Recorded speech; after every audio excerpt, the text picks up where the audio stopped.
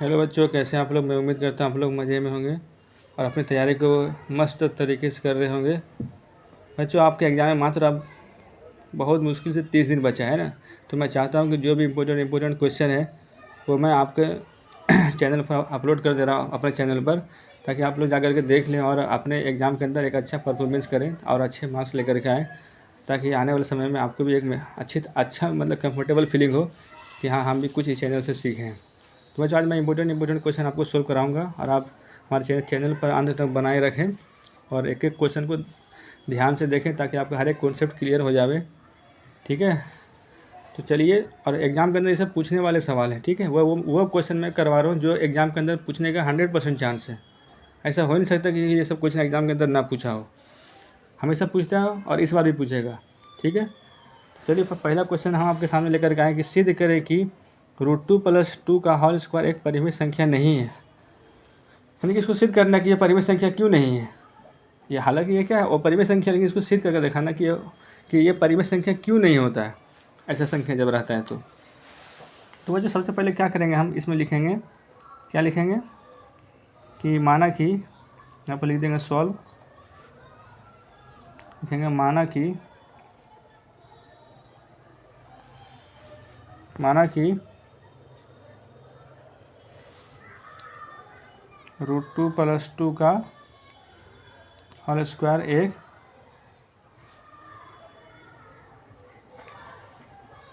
एक परिमेय संख्या है।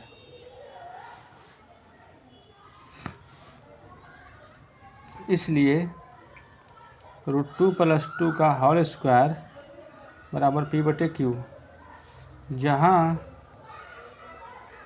P एवं Q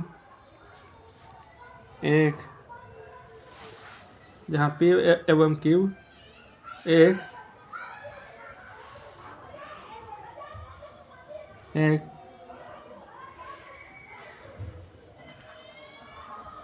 एक परिमेय संख्या है। कौन संख्या है? परिमेय संख्या भी लिख सकते हैं और पूर्णांक संख्या भी लिख सकते हैं, या तो फिर आप पूर्ण संख्या भी लिख सकते हैं। ठीक है बच्चों, उसके बाद क्या करना है, इसको हम a + b का होल स्क्वायर पर तोड़ देते हैं। ठीक है, तो क्या हो जाएगा, a² + b² +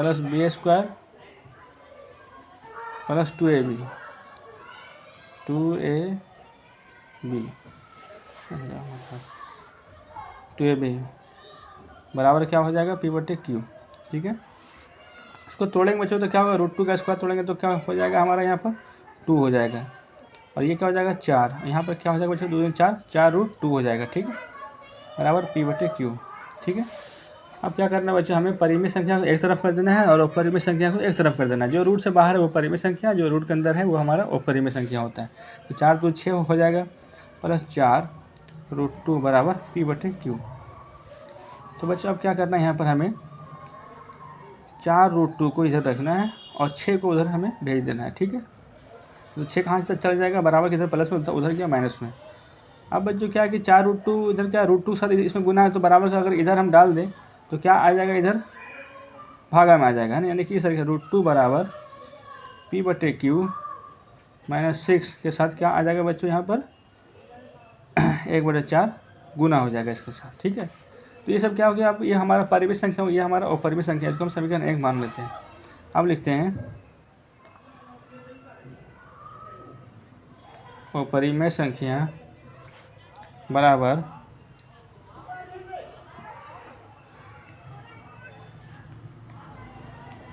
परिमेय संख्या समीकरण 1 से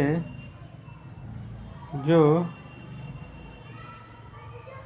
गलत है, अतः हमारी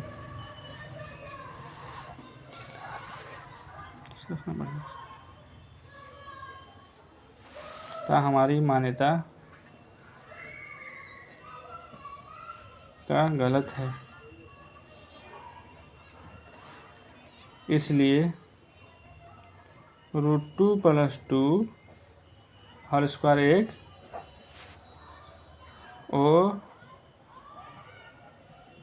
परिमेय संख्या है। इसी तरीके से बच्चों आपको क्या करना है, प्रूव करना है क्वेश्चन को। ठीक है, परिमित संख्या एक तरफ करना है और परिमित संख्या को एक तरफ आपको कर देना है। ठीक है, मैं उम्मीद करता हूँ कि आपको क्वेश्चन अच्छे तरीके से आपको समझ में आ गया। तो बच्चों आज का ये दूसरा क्वेश्चन इंपॉर्टेंट क्वेश्चन ये द्विघात बहुपद क्वेश्चन है कि एक द्विघात बहुपद ज्ञात करें जिसके शून्यकों का योग √2 एवं शून्यकों का गुणनफल 1/√3 है, सॉरी 1/3 हो। तो कैसे करेंगे? शून्यकों का योग दिया हुआ यानी कि अल्फा प्लस बीटा का मान हमें दिया हुआ है, यानी कितना दिया हुआ है? √2 दिया हुआ। ठीक है, और अल्फा इंटू बीटा का मान यानी कि शून्यकों का गुणनफल, तो इसका मान दिया हुआ बच्चों 1/3, यानी कि द्विघात बहुपद के फॉर्मूला को हम P(x) भी लिख सकते हैं शॉर्टकट में, और आप द्विघात बहुपद भी बोल सकते हैं। इसका फॉर्मूला होता है बच्चों a(x²) minus alpha plus beta into x plus alpha into beta.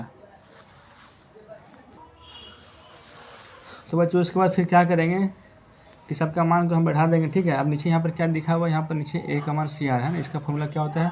इसका फॉर्मूला होता है माइनस b/a होता है और c/a भी होता है। ठीक है, यानी कि a का मान क्या आ रहा है? नीचे हमारा यहाँ पर क्या आ रहा है? 3 आ रहा है, तो हम a के जगह पर क्या लेंगे? हम 3 लेंगे। ठीक है, अब क्या करेंगे? हमें x² minus alpha plus beta का मान क्या है जो √2 है, √2 को 1 से गुना करेंगे यानी √2x हो जाएगा, प्लस अल्फ़ा इंटू बीटा का मान क्या है बच्चों? 1/3। ठीक है, अब क्या करना है बच्चों? हमें 3 से गुना कर देना सब में, तो क्या हो जाएगा हमारा? 3x²। इसको 3 से गुना करेंगे तो बच्चों क्या हो जाएगा? 3√2x, और अगर 3 से इसको गुना करेंगे तो क्या हो जाएगा हमारा? ये 1 हो जाएगा। क्या हो जाएगा? 1 हो जाएगा, यानी कि 3 को अगर हम गुना करेंगे इस तरीके से 3 गुना 1/3 करेंगे तो क्या हो जाएगा? 3 कट जाएगा, क्या बचेगा? 1 बचेगा।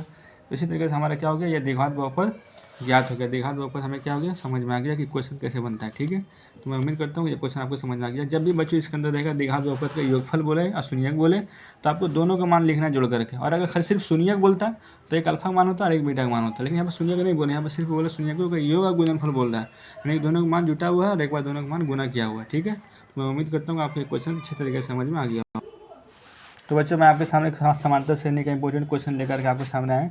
कहता है कि AP 21,18,15 का डैश डैश का कौन सा पद -81, कौन सा पद पूछ रहा है। ठीक है, तो पहले हम एक का मान लिख लेंगे बच्चों। एक का मान क्या हो जाएगा? 21 हो जाएगा।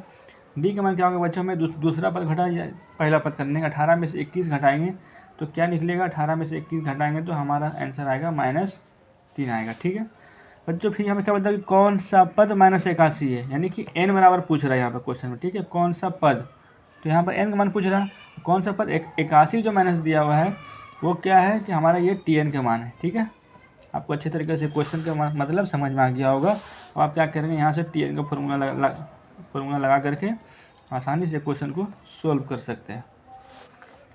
तो बच्चों हमें Tn का मान तो निकालना है। Tn का मान हमारा क्या है? दिया हुआ है, हमें तो n का मान चाहिए। a का मान 21 है और n का मान तो हमें निकालना है, और d का मान बच्चों -3 -81। 21 को इधर भेज दीजिए, ये भी आ जाएगा इधर माइनस में, और बच्चों हमें n-1 गुना -3।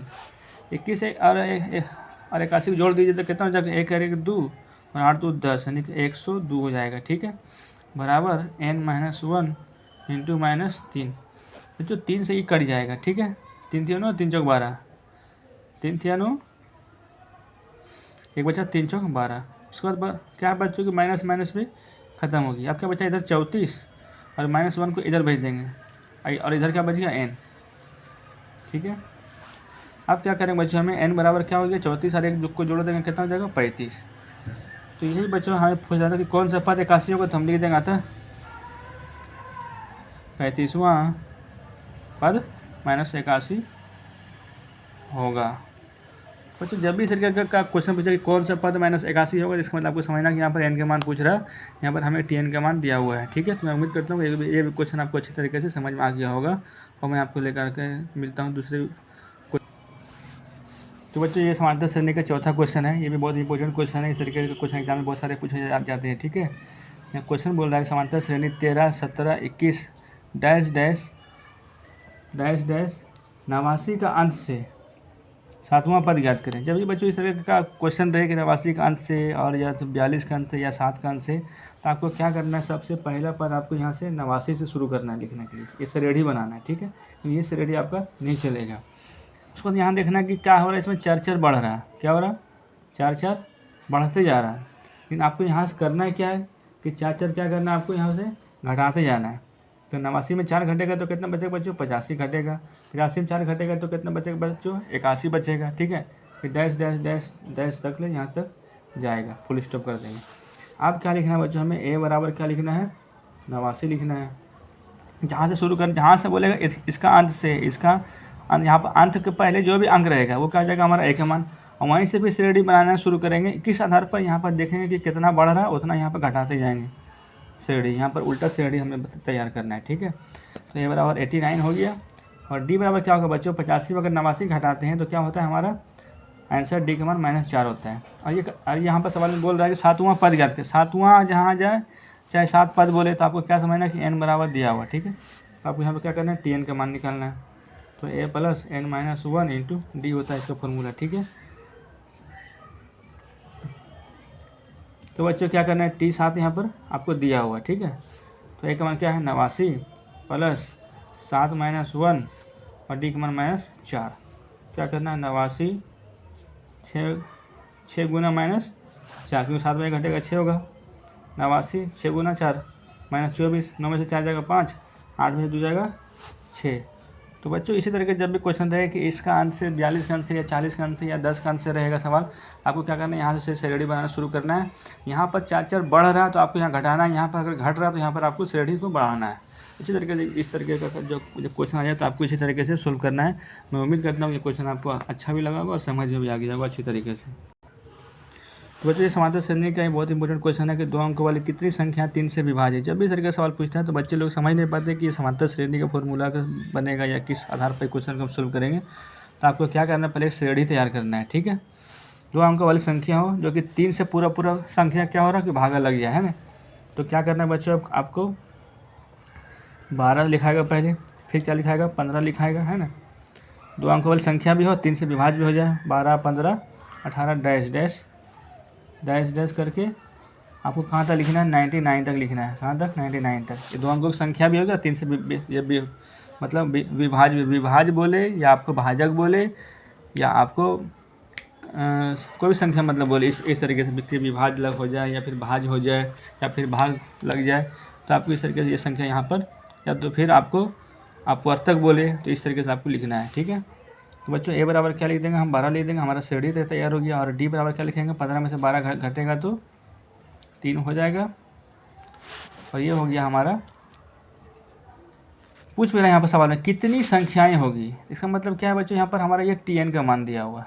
ठीक है, n बराबर हमारा वाट हो जाएगा। जहाँ पूछे कितनी संख्या होगी, कौन सी संख्या होगी, तो आपको समझना कि यहाँ पर n का मान। ठीक है, तो Tn बराबर क्या हो गया? a + Tn का मान 99, a का मान 12 प्लस 99 में से 1 घटा दीजिए। सॉरी बच्चों यहाँ पर तो n का मान हमें निकालना है, थोड़ा सा मिस्टेक हो गया यहाँ पर। हमें n लिखना है, जबकि हमें n लिखने के बजाय हम 99 यहाँ पर लिख दिए थे। आप इसको n समझेंगे -1। और d का मान क्या है बच्चों? यहाँ पर 3 है। ठीक है, तो 99 में क्या करेंगे? 12 को इधर भेज देते हैं बराबर के इधर, बाकी इधर n-1 इंटू 3। 9 में से 2 जाएगा बच्चों 7 होगा, 9 में से 1 जाएगा तो 8 होगा। ठीक है, फिर n-1 गुना 3। बच्चों क्या इसको ऐसे काटेंगे तो 29 या 87 होता है। ठीक है, 29 हम -1 को इधर डाल देते हैं, क्या हो जाएगा हमारा? n बराबर 30, यानी कि 30 संख्याएँ होगी। 2 अंक वाली संख्या कितना होगा? 100 तक के बीच में 3 संख्या होगी जो कि पूरा 3 से भाग लग जाएगा। तो बच्चों मैं उम्मीद करता हूँ कि ये क्वेश्चन आपको अच्छे तरीके से समझ में आ गया होगा और आज की वीडियो आपको बहुत अच्छा लगा होगा, समझ में आया होगा। तो बच्चों मैं आपसे फिर मिलता हूँ कुछ नेक्स्ट वीडियो के साथ, कुछ नेक्स्ट क्वेश्चनों के साथ जो आपको और भी इम्पोर्टेंट होगा आपके एग्ज़ाम के लिए। आज तक की सेवा यहीं तक, फिर मैं दूसरे वीडियो आज अपलोड करूँगा कुछ देर के बाद। ठीक है, जय हिंद, जय भारत।